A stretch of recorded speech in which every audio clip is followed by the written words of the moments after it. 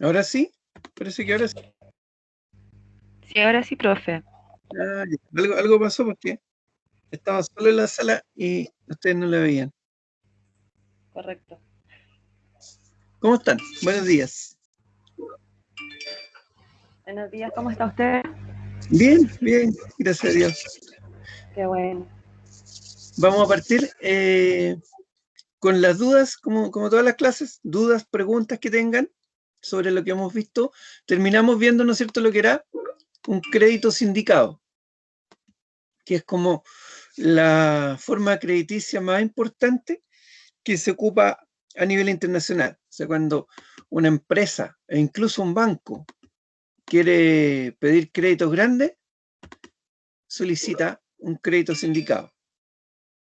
¿Alguien me puede ayudar con una definición, con sus propias palabras, o qué entendió acerca del Profe, crédito sindicado? ¿Sí? ya voy por parte. Primero, bueno, más que preguntas, son unos términos que usó en el T-Bond, porque yo vi asincrónicamente la clase, porque ¿Ya? no pude. Y mencionó los BCP y los BTU. Ah, perfecto. Los BCP, a ver, el Banco Central, Ujú. esto lo voy a dejar anotado mejor, donde aparecen los bonos de Estados Unidos para que... No, no, ahí está, BCP y BCU. ¿Ya?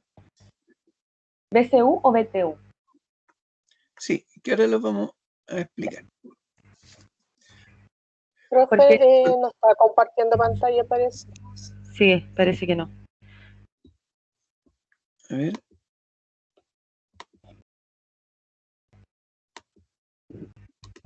Ahora sí, ahora sí.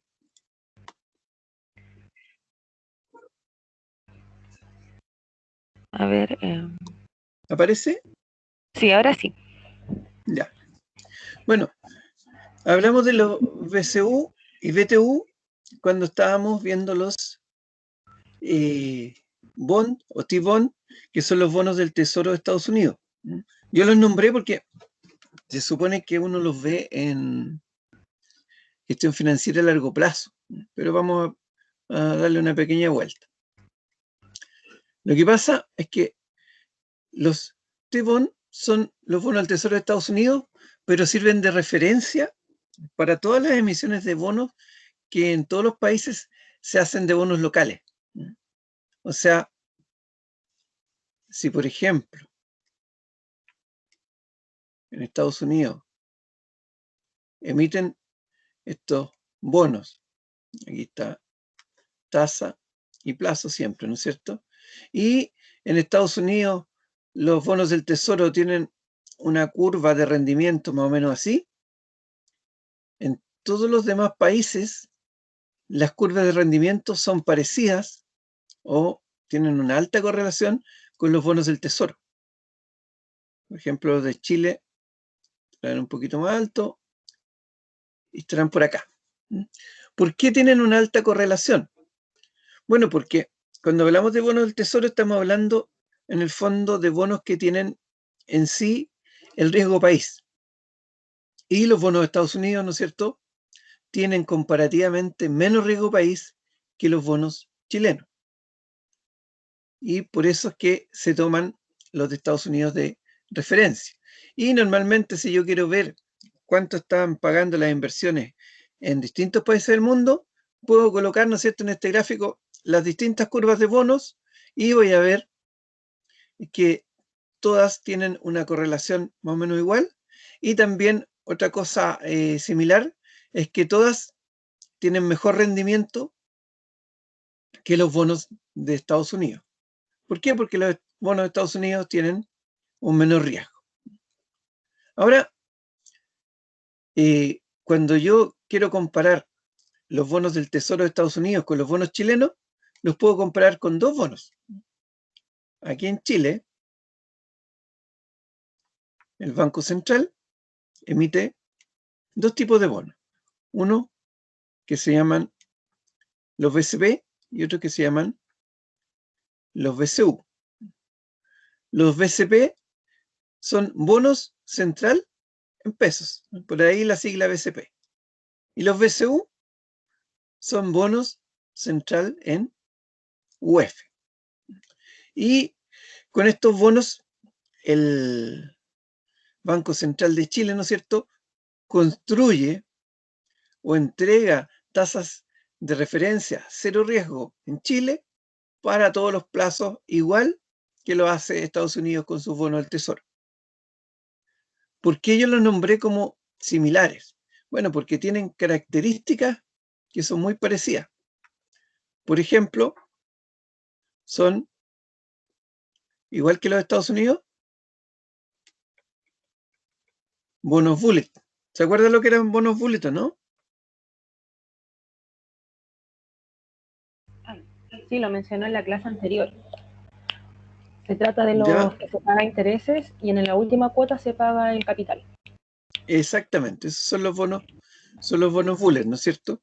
Correcto. Segunda característica similar, son con pagos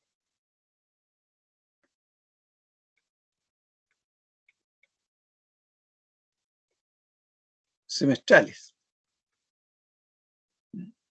igual que los de Estados Unidos. Los de Estados Unidos, dijimos, tienen plazos de 10 a 30 años.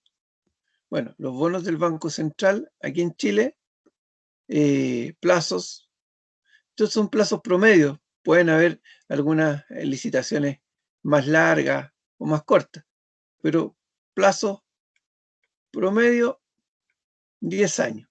O sea, la curva con bonos del Banco Central se construye aquí en Chile hasta 10 años. Esas son las características de los BCP y los BCU, que son los bonos del Banco Central de Chile y que son muy similares, dijimos, a los bonos de Estados Unidos. Ahora, aquí en Chile también, la Tesorería General de la República emite bonos también, que son bonos de gobierno. Por lo tanto, también, dijimos, son similares, ¿no es cierto?, a los bonos que se emiten en Estados Unidos. ¿Y qué bonos emite la TGR aquí en Chile? Los BTP, que son los bonos de tesorería en pesos,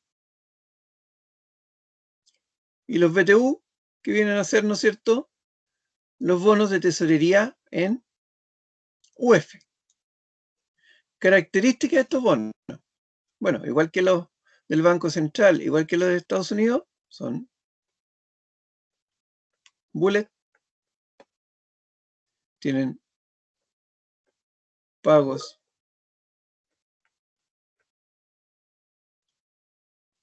semestrales, y acá los plazos van de 10 a 30 años. Entonces, si yo estoy aquí en Chile y quiero comparar la curva de los bonos chilenos con la curva de los bonos gringos, ¿qué tengo que hacer?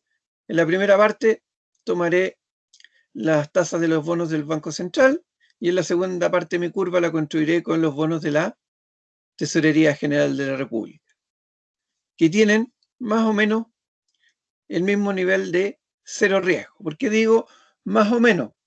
Porque antiguamente los bonos de los bancos centrales y los bonos de la tesorería o de gobierno se consideraban que tenían el mismo riesgo cero. Pero con los años, producto de que algunos países han tenido devaluaciones, han tenido problemas de default, etcétera, etcétera, se considera que los bonos de gobierno tienen un poquito más de riesgo que los bonos de los bancos centrales. De hecho, en los análisis de riesgo de los bancos, estos bonos, en vez de tener cero riesgo, tienen 1% de riesgo, que es casi cero, ¿no es cierto? Y sirve para construir la curva, pero con eso quieren decir es un poquito más que los bonos del Banco Central. No sé si queda ahí más claro lo que son los Sí, profesor, claro, como el BCU. agua, al menos yo. No sé si mi BTU. compañero. Veamos, Bueno, y la otra pregunta sí, pero fue más o menos eh, qué se habló de la clase pasada de los créditos. mira, se está cortando, ¿te escucho mal? Bueno, No lo que sé yo si, entendí eran como un sindicato de bancos. Y claro, ahora, se llama sindicato, sí, ahora sí.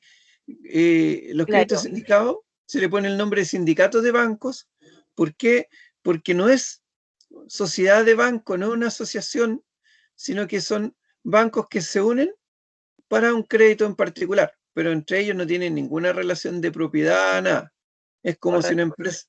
una empresa grande aquí necesita, no sé, 1.000 millones de dólares y lo pide aquí interno, entonces el Banco del Estado dice, ya, yo presto 300, el Banco de Chile dice, yo presto 200, el BCI 400, y así van haciendo sus posturas, y entre todos dan el crédito sindicado. Pero sabemos, ¿no es cierto?, que el Banco del Estado, el BCI, el Santander, etcétera, son todos competencias, no tienen nada que ver unos con otros, pero se unen en ese crédito sindicado.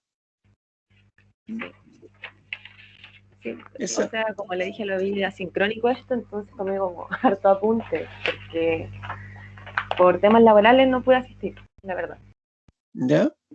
Así que ahí estuve leyendo y bueno, vi que también tiene como algunos requisitos también. Y por ahí mencionó los covenants. Sí, vamos, mira, voy a terminar aquí una cosita con las Perfecto. tasas y vamos a ver los covenants. Porque es una cosa importante que lo dije, pero a lo mejor de repente uno lo dice al pasar y lo quiero ver con un ejemplo. ¿Qué es lo que es? Que ya queda claro, ¿no es cierto?, por qué son muy similares los bonos de Estados Unidos a los de la TGR y del Banco Central. Pero, vamos a hacer aquí otra curva. También es importante recordar que todos los bonos de cualquier país del mundo, o la mayoría de los países del mundo, tienen estas características. O sea, los bonos de cualquier país del mundo, estoy diciendo Brasil, España, Singapur, lo que ustedes quieran, son bullet. Tienen pagos semestrales. Y los plazos van, ¿no es cierto?, más o menos hasta 30 años. ¿Por qué es importante saber esto? Porque si yo soy un inversionista internacional y yo tengo acá la curva de bonos de la Fed o del Tesoro de Estados Unidos y coloco acá al lado las curvas, por ejemplo, acá coloco la curva de Chile, acá coloco la curva de Europa, que es la Asociación de Países, ¿no es cierto? Acá coloco la curva de Colombia y así puedo colocar la de todos los países del mundo, ¿no es cierto? Voy a ver que todas tienen una correlación con la curva de papeles del Tesoro del Fed. Y segundo, al tener todas las curvas aquí, yo voy a poder ver a cada plazo cuánto me rinde cada país. Por ejemplo, aquí digo a un año. Digo, oye, a un año, Estados Unidos, por ejemplo, rinde un 0,5. Chile rinde un 0,7. Colombia rinde un 1%. Brasil un 3%. Y puedo comparar. Lógicamente que los que rinden más es porque tienen más riesgo. Pero eso me permite decidir dónde voy a ir colocando mi dinero, en qué país voy a colocar mis inversiones. O sea, esto visto, ¿no es cierto?, desde el punto de vista del inversionista global. Ahí, con eso, para aclarar con ejemplos, ¿no es cierto?, cómo funciona a nivel internacional el tema de los bonos. Vámonos al crédito sindicado. Bueno, las ventajas, las desventajas, básicamente uno puede leer cómo es el proceso y dónde están los covenant.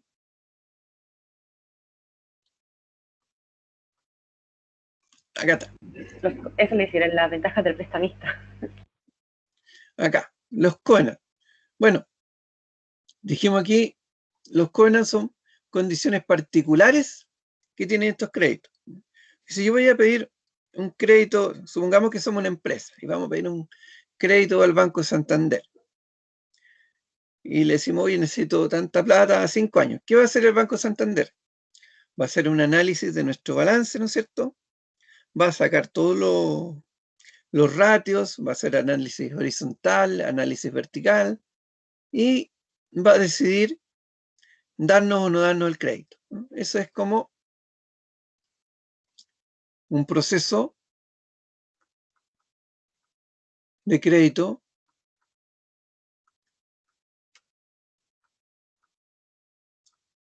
normal, ¿no? O sea, análisis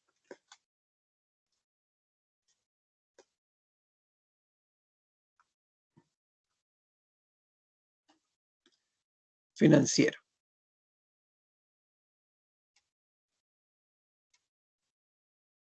Pero cuando hablo de crédito sindicado, vamos a colocar aquí al ladito,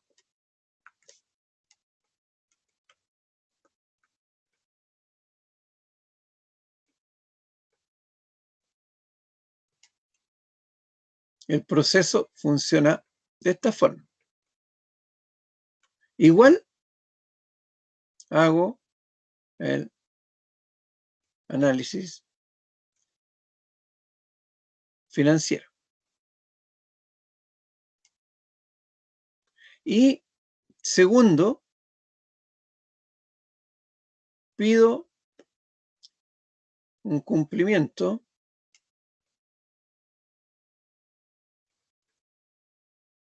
permanente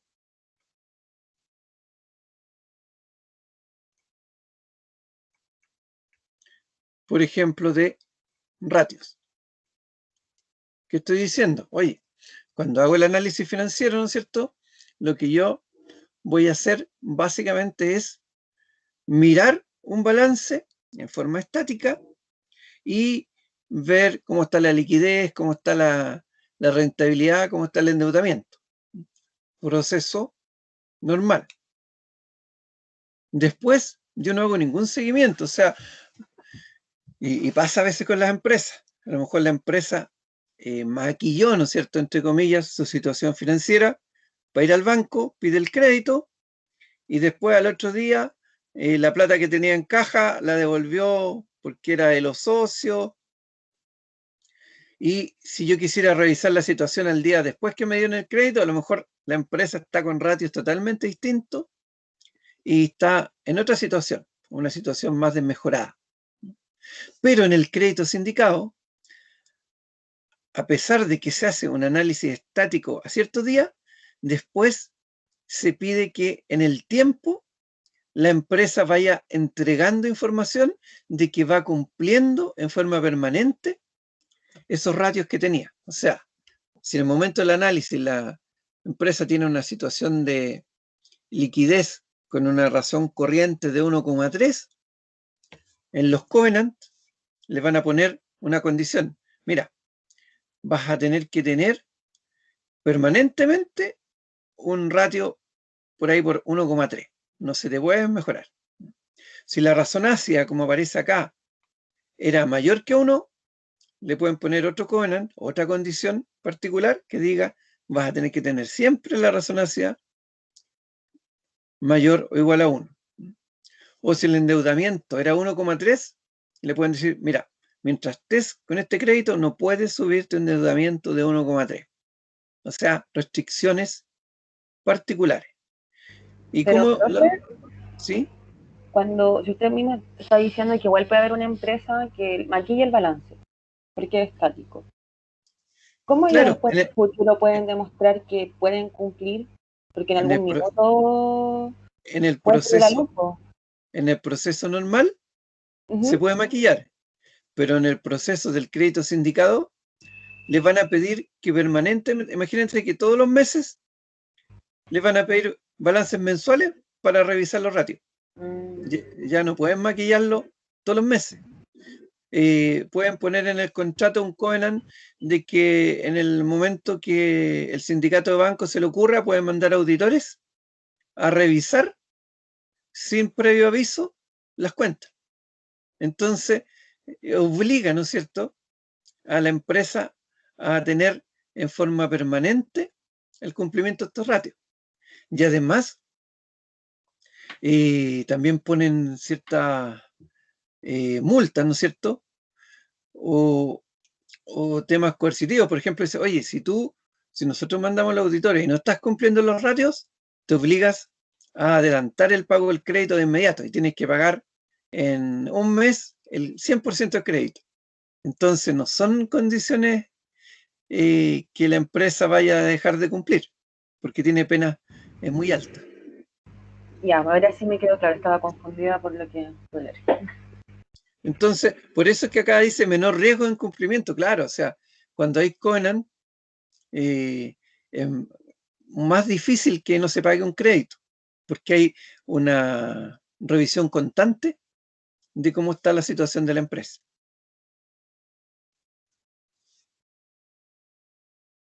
Bueno, vimos las posibles desventajas, ¿no es cierto? Sobre todo que yo diría, si no la mayoría, el 100% de estos créditos sindicados son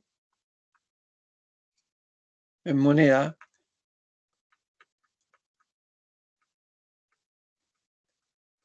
extranjera, ¿no? Por ejemplo, aquí en Chile, la mayor parte de las empresas pide créditos en dólares, ¿no? Aunque hay empresas que en el tiempo han sacado créditos en euro o créditos en yenes. Pero eso hace que tengan riesgos de tipo de cambio, porque el dólar o el euro o el yen pueden subir o bajar y eso va a hacer que paguen más o menos por el crédito. Segundo, son todos o casi todos con tasa de interés variable. La mayoría hasta ahora ha sido con la LIBOR. Y si la LIBOR sube, vamos a tener que pagar más tasa de interés. Ahora, los que consiguen con los créditos sindicados mejores tasas son las grandes empresas. ¿Por qué? Porque por un crédito más o menos chico o una empresa chica, la banca internacional no se va a interesar en hacer toda esta estructura con covenants y con revisiones, sino que lo va a hacer por un crédito grande y ese lo puede pedir una empresa grande. Y a ellos le van a dar tasas prime o tasas preferenciales. Bueno, esto es como es el proceso, que son varios bancos involucrados, que entre todos hacen un proceso de difusión de que se va a dar el crédito, el roadshow, ¿no es cierto? Y habíamos quedado en que cada uno de los bancos, además, esto es, además de una tasa de interés, van a ganar comisiones. O sea, estos créditos tienen comisiones. Normalmente, ¿no es cierto? Si nosotros vamos a pedir un crédito a un banco acá, el banco que nos cobra una tasa de interés.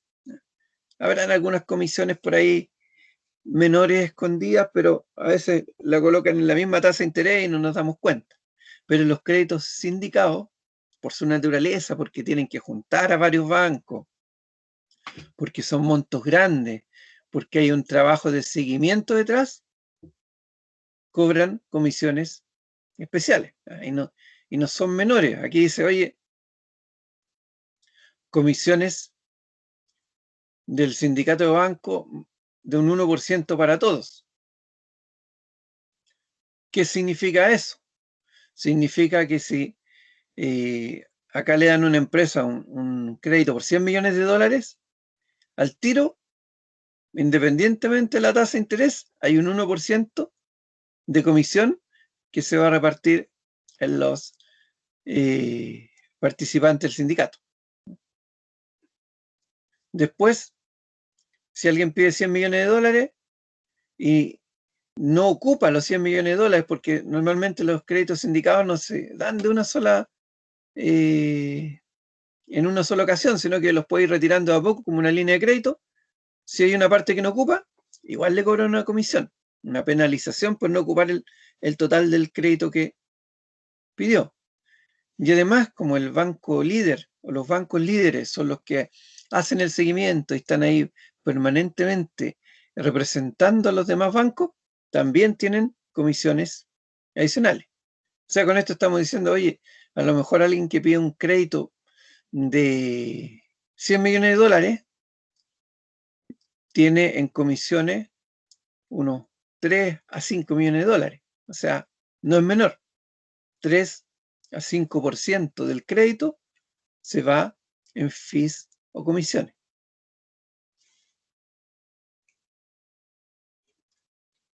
Y decíamos, el banco líder, ¿no es cierto?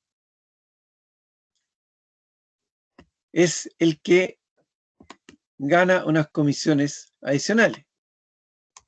Ahora, ¿por qué? Bueno, básicamente porque tiene un rol especial. Lo primero, la elaboración del brochure, ¿no es cierto? Te puede llamarse también el catálogo o la presentación de cómo va a ser el crédito, y ya ahí tiene una labor extra. Es el que hace la primera revisión y certifica, ¿no es cierto?, que se cumplen las condiciones iniciales. Oye, todos los ratios, todas las revisiones que requerimos para dar el crédito se están cumpliendo.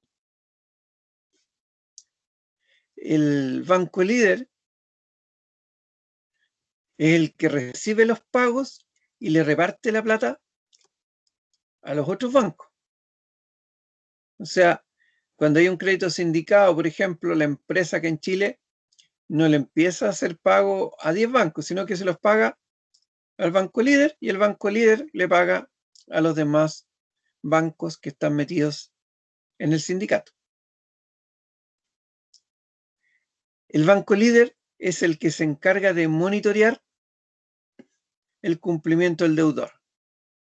O sea, va a estar continuamente revisando la empresa, pidiendo la información y viendo si pagó las cuotas. El brochure es como un documento, ¿no es cierto?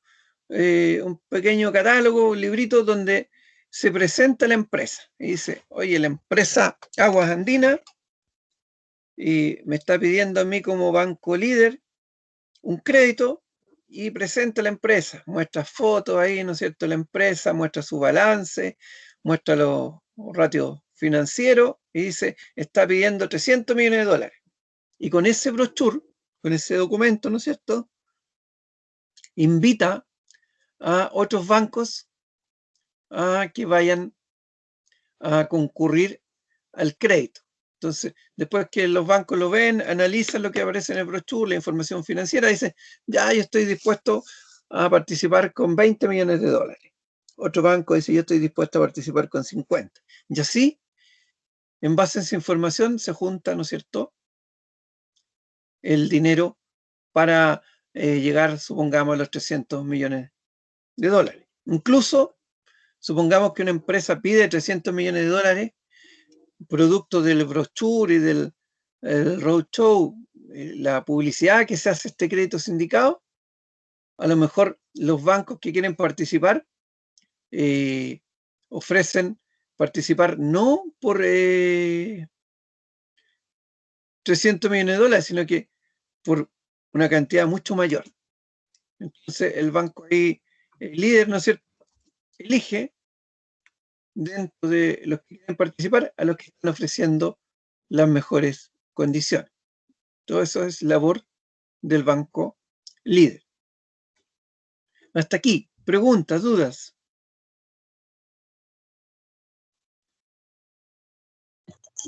Profe, con el tema de los covenant me quedó una duda en cuanto a que, por ejemplo, cuando el banco está revisando el tema de los ratios, ¿los revisa, por ejemplo, solamente los de ese año o hace un análisis en cuanto a la historia del banco? Por ejemplo, unos 3 años o algo así. Sí, no, mira, inicialmente, siempre los análisis iniciales, ya sea para créditos sindicados o créditos normales, te abarcan al menos 3 años.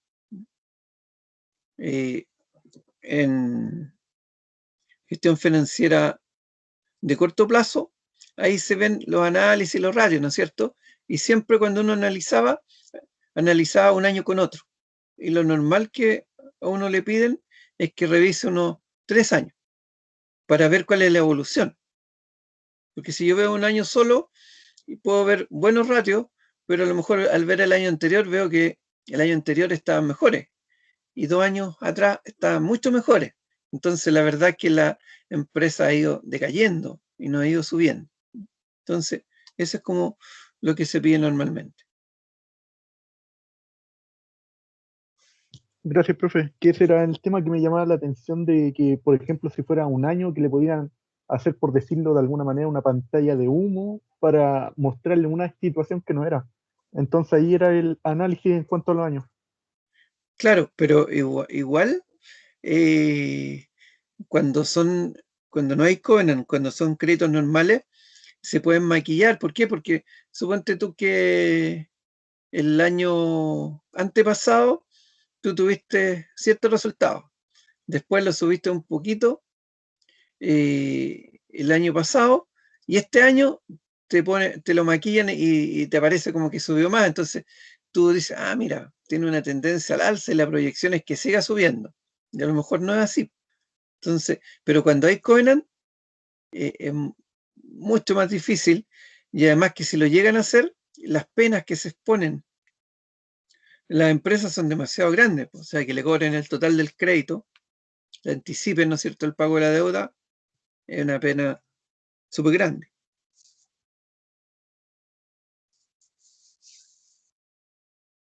Vamos a ir, Gracias, profe.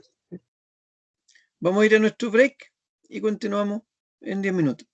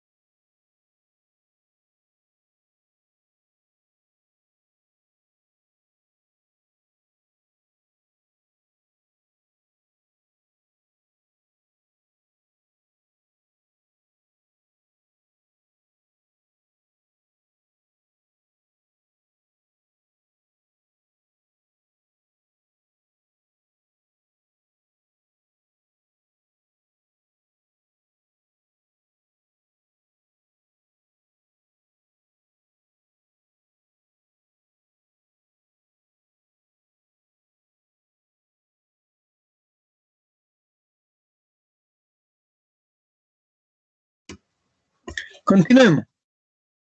¿Preguntas, dudas hasta acá?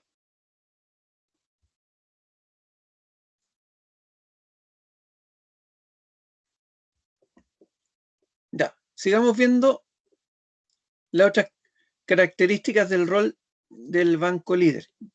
Bueno, liderar los cobros en caso de incumplimiento, ¿no es cierto? Cuando una empresa empieza a incumplir o empieza a no pagar las cuotas, el que lidera todas las conversaciones, incluso lidera, ¿no es cierto?, las querellas, las demandas, etcétera, es también el banco líder.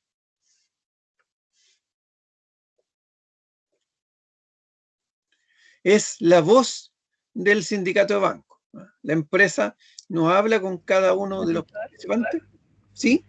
En el punto de liderar cobros que dijo, Que en caso que la empresa deje de pagar, entre en cesación de pago, es el rol del líder, ¿no es cierto? Conversar con la empresa para tratar de normalizar los pagos, o incluso es el que pone las demandas en la justicia para pedir el cobro judicial de los pagos.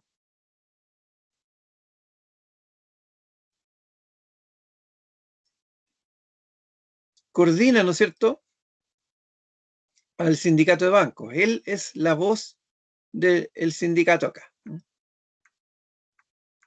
ante todas las instancias, ante la empresa, ante la justicia, etcétera, etcétera. Y por último, es el que maneja la publicidad y el roadshow. Cuando hablamos de la publicidad, la mayor parte de la publicidad del crédito está metida en él. Aquí hay una relación, ¿no es cierto?, entre lo que sale en el brochure y el manejo de la publicidad. Y por último, es el que llama o invita a los demás bancos en el roadshow a sumarse a este crédito sindicado.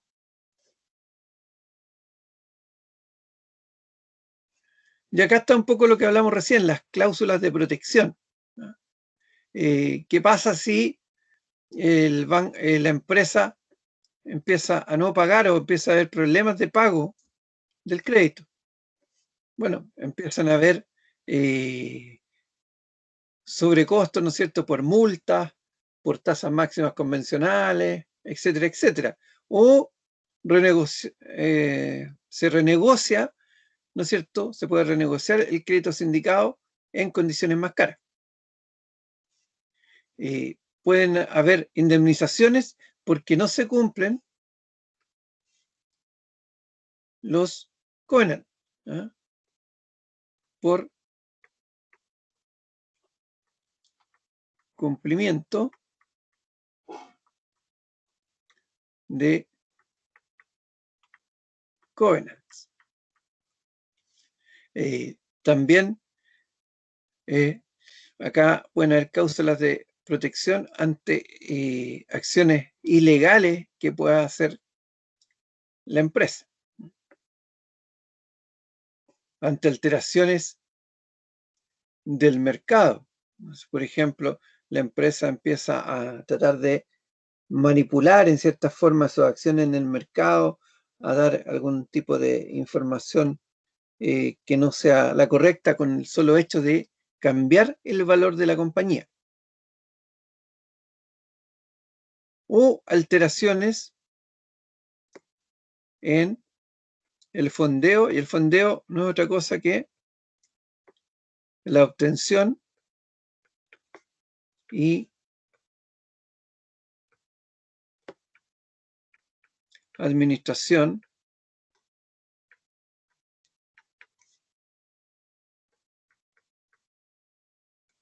de los fondos. En el área financiera, esta palabra también se conoce como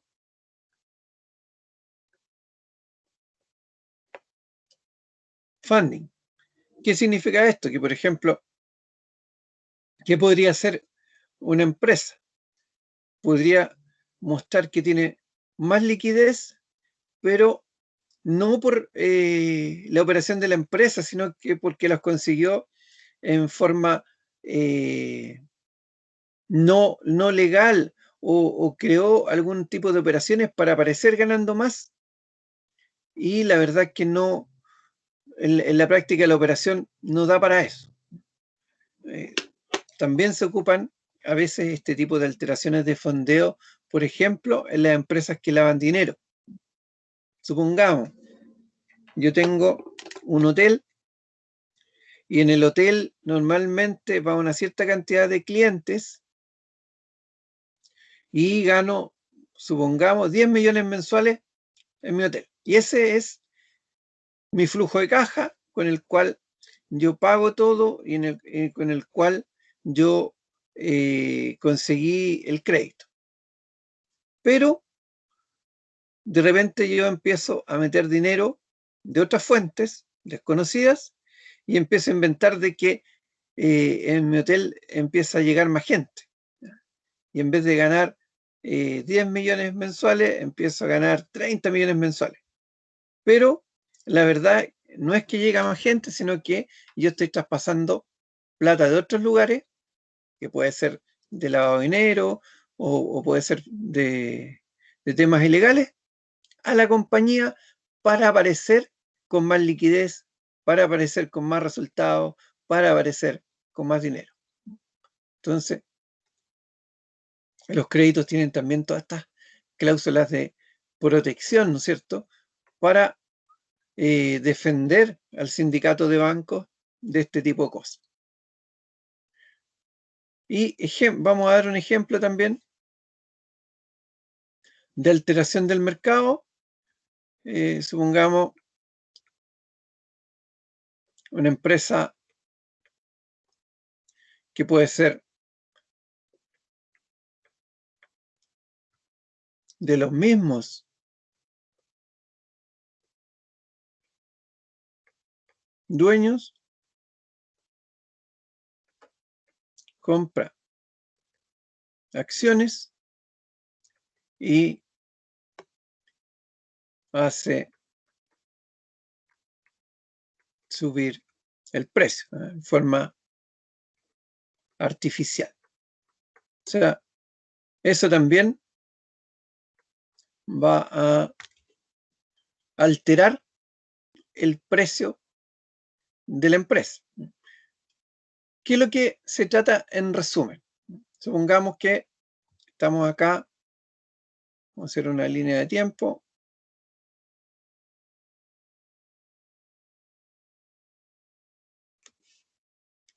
Estamos en el periodo 0 y tenemos acá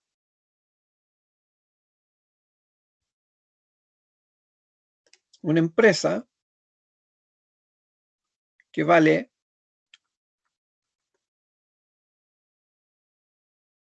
supongamos 100 millones de dólares. Lo que el sindicato de bancos, lo que los prestamistas esperan, que cuando termine el crédito, supongamos que este es un crédito a 10 años, esta misma empresa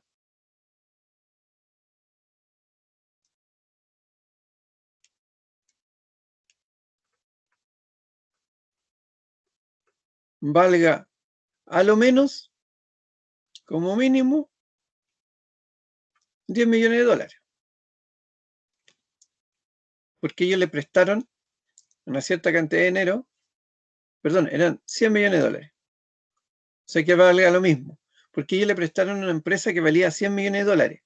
Si la empresa empieza a bajar de valor en el tiempo, porque se alteró su precio en el mercado, porque el valor que tenía al principio estaba alterado por fondos que no correspondían, porque hubo actuaciones ilegales, etcétera, etcétera, ¿qué es lo que va a pasar? La recuperabilidad del crédito se va a hacer más difícil o se va a hacer imposible. Entonces, ¿qué es lo que hace el sindicato de banco o el rol del líder? Tiene un monitoreo constante, ¿no es cierto?, del crédito.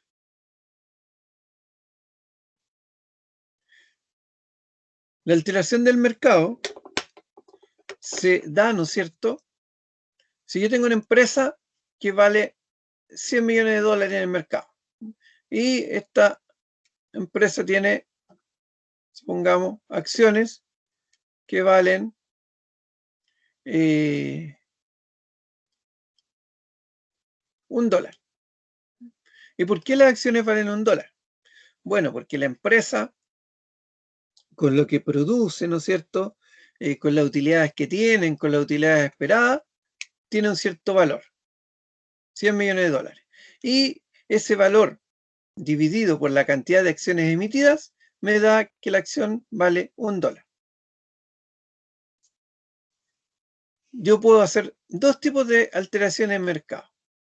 Yo puedo hacer, por ejemplo, de que la acción suba en el mercado, con el ejemplo que les di aquí. ¿Y cómo? Que otras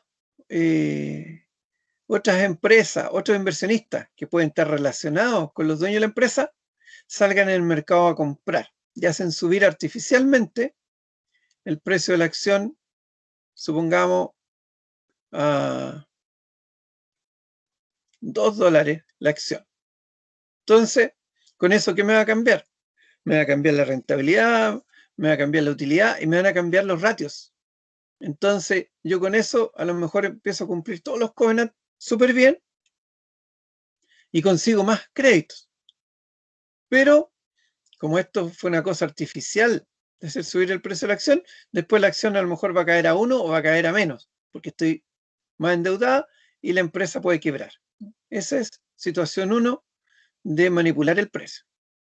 La 2 es que yo manipule, ¿no es cierto?, el precio en el mercado y vaya junto con algunas actuaciones a lo mejor ilegales, haciendo que baje el valor de la empresa.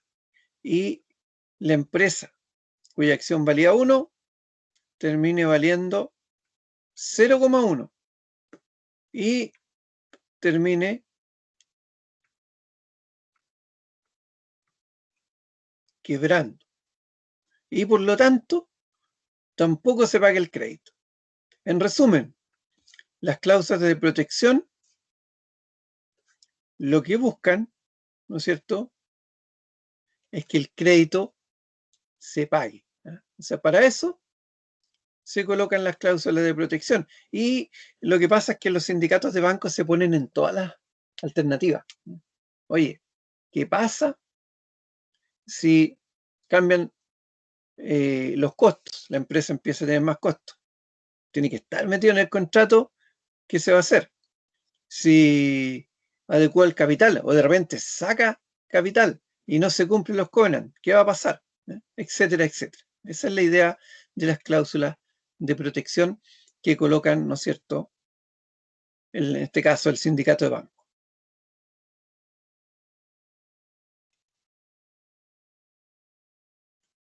Bueno, acá están más explicados, ¿no es cierto?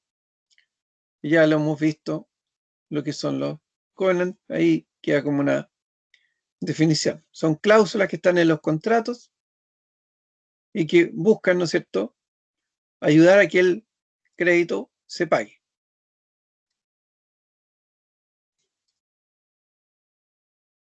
Entonces, tenemos dos formas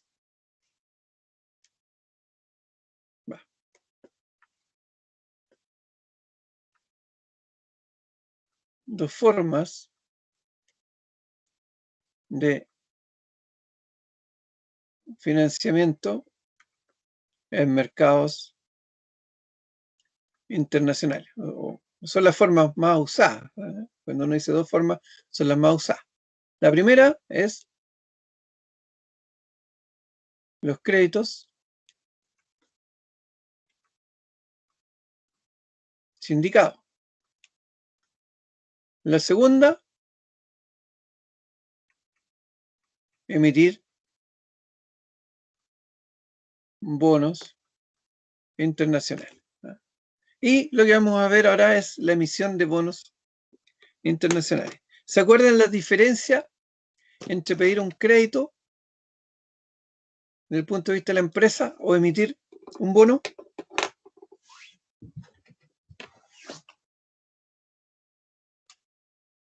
Cuando yo les pregunto si se acuerdan, es porque todas estas cosas, ¿no es cierto?, son temas de gestión financiera a corto plazo y largo plazo.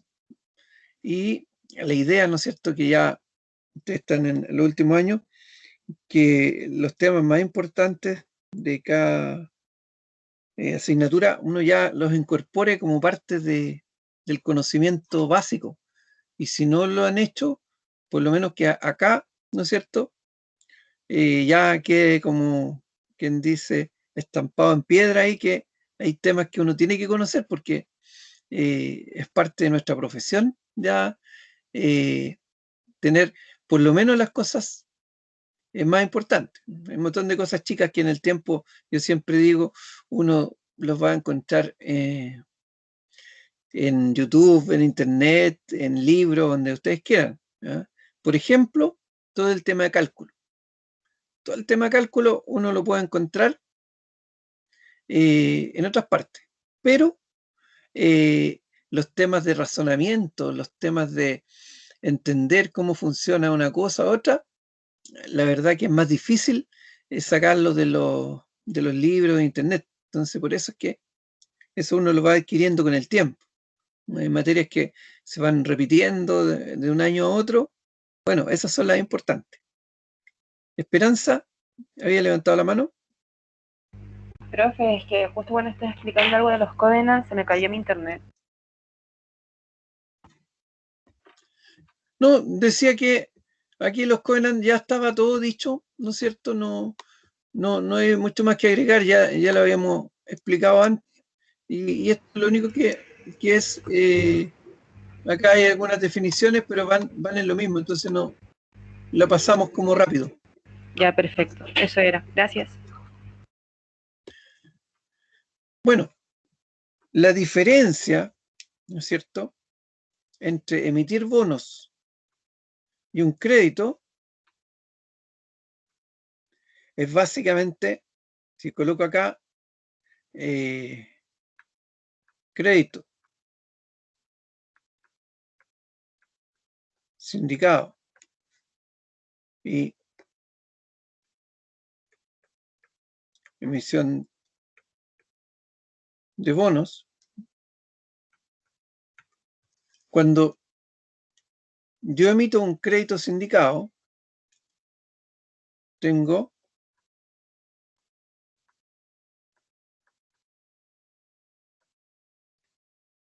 prestamistas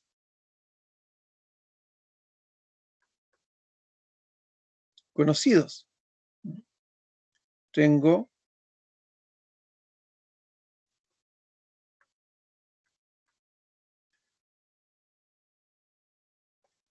análisis más directos. ¿Por qué? Porque son los bancos los que están ahí revisando. En cambio, cuando emito bonos internacionales, los prestamistas pueden ser desconocidos.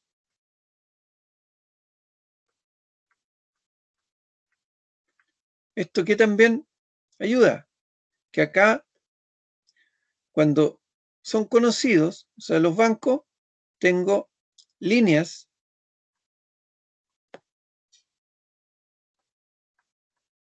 de crédito limitadas. ¿Por qué? Porque los bancos que me dan el crédito sindicado empiezan a copar mis líneas de crédito. En cambio, cuando los prestamistas son desconocidos, tengo líneas de crédito, en teoría, ilimitadas. Los bancos los conocemos y esos son los que me pueden dar crédito.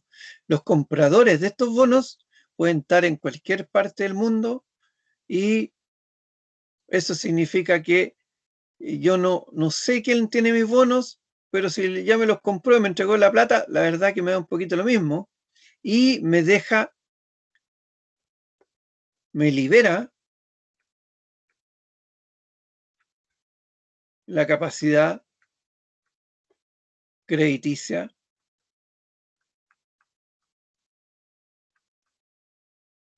con bancos. O sea,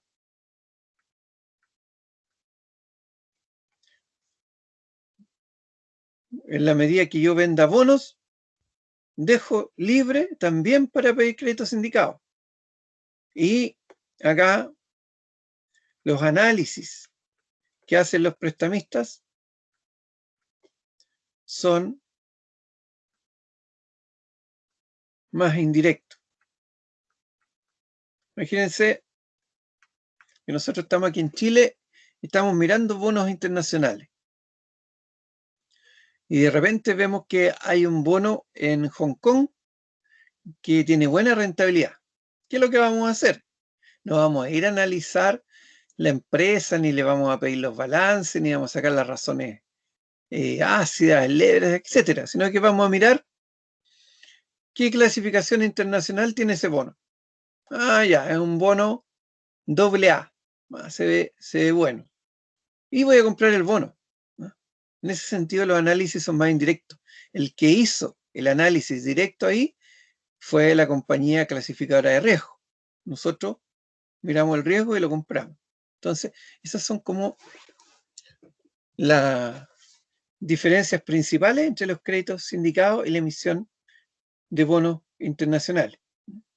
Ahora, para emitir bonos internacionales, igual necesitamos de un banco líder, ¿eh? O en este caso se llama también banco de inversión, que lidere la operación.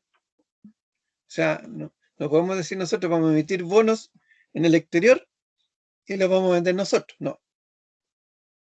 Tiene que ser a través de un banco de inversión líder. Por ejemplo, cuando emite bonos el Estado chileno, lo lidera el banco JP Morgan, lo lidera el banco HSBC, el Credit Suisse, bancos internacionales de inversión que son grandes y que salen a ofrecer estos bonos al mercado internacional.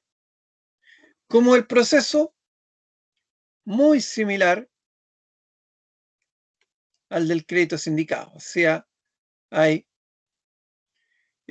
un roadshow, hay un análisis previo que se envía a todos los inversionistas, y la diferencia acá, que los que dan el dinero, los que proveen los fondos, no son un grupo de bancos, sino que son inversionistas que pueden comprar estos bonos en cualquier bolsa a nivel del mundo.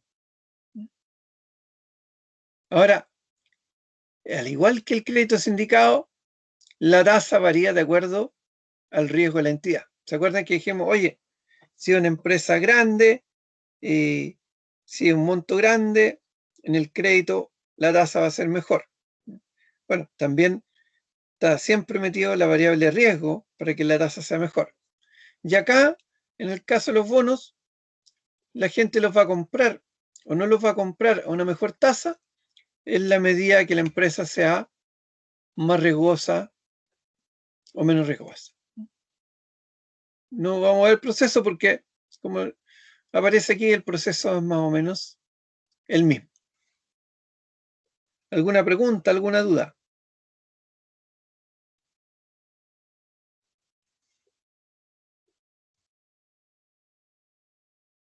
Cuando hablamos de clasificación de riesgo, ¿no es cierto? Estamos diciendo que hay empresas a nivel internacional que analizan los balances, revisan las cifras y le colocan una nota de acuerdo a la solvencia que tenga esta empresa en el tiempo. El riesgo de crédito. Cuando hablamos de clasificación de riesgo, estamos hablando básicamente de riesgo de crédito. Y las clasificaciones más típicas a nivel internacional tienen una cierta escala donde en el tope está la clasificación AAA, que es como la clasificación mejor, ¿no es cierto? O sea que es una empresa en la cual conviene invertir porque tenemos una seguridad muy grande de que vamos a recuperar nuestros fondos. No es cero riesgo, pero es muy grande la seguridad de recuperar nuestros fondos. Hay una clasificación intermedia que se llama triple B menos, que es conocida como investment grade,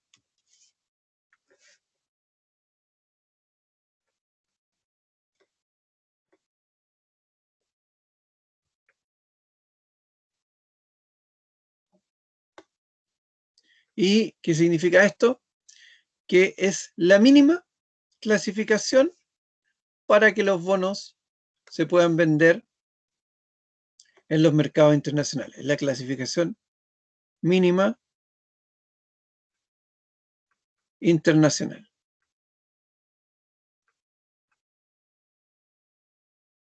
Entonces tenemos, por un lado, la clasificación top, que es la AAA, la triple B menos, que es investment grade, que es la mínima internacional, y tenemos la clasificación D, que es el mayor riesgo.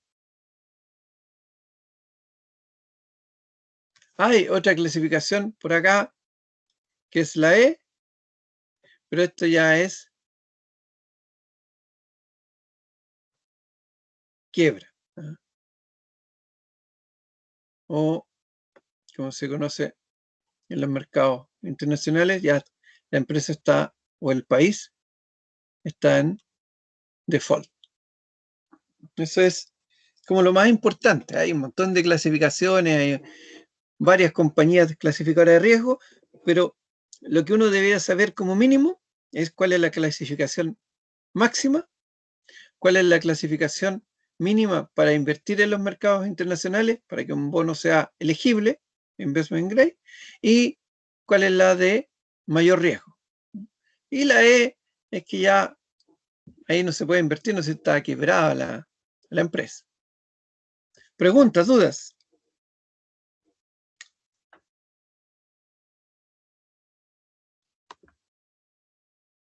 Bueno, lo que vimos recién, ¿no es cierto? Al ver los créditos sindicados y al ver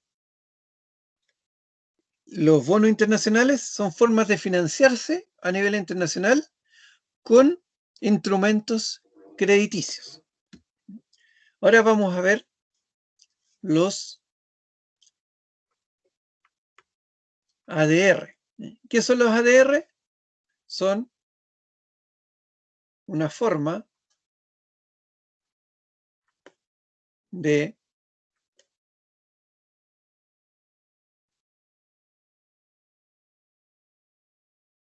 aumento de capital. O también puede ser de vender acciones en los mercados internacionales.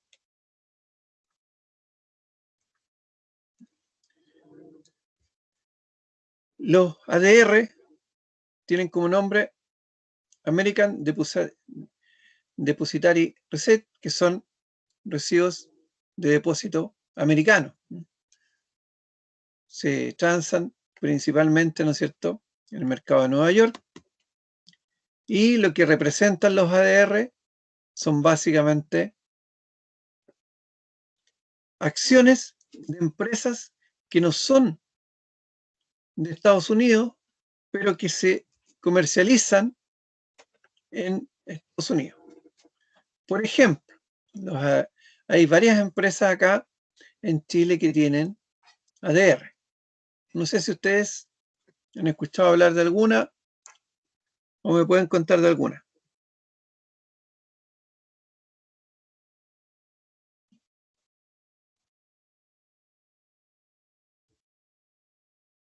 En general, las empresas chilenas que transan en el mercado de Nueva York son las más grandes. Estamos hablando de Enel, estamos hablando de Entel, estamos hablando de Sokimich. O sea, las empresas más grandes transan ADR en Nueva York. ¿Y qué es lo que es un ADR? Bueno, un ADR es un certificado negociable que representa una cierta cantidad de acciones. Vamos acá a dar el ejemplo. Supongamos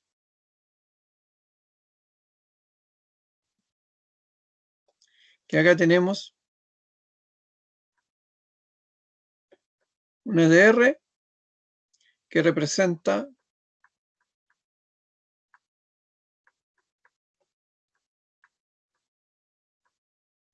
10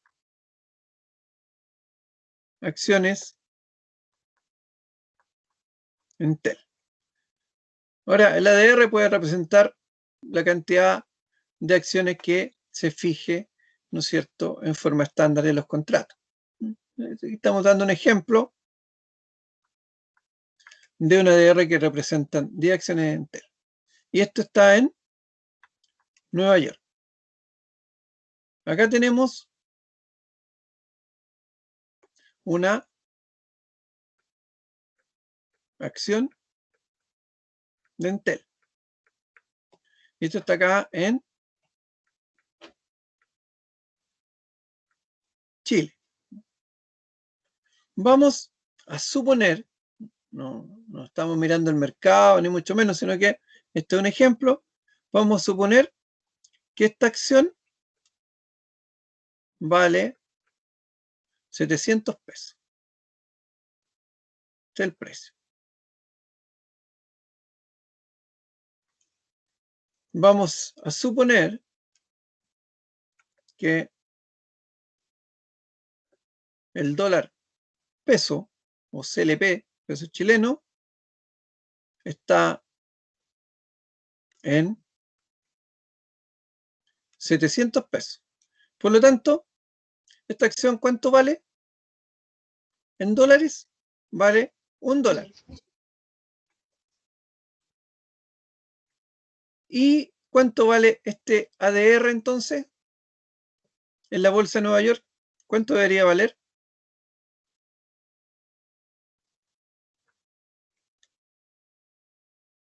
$10.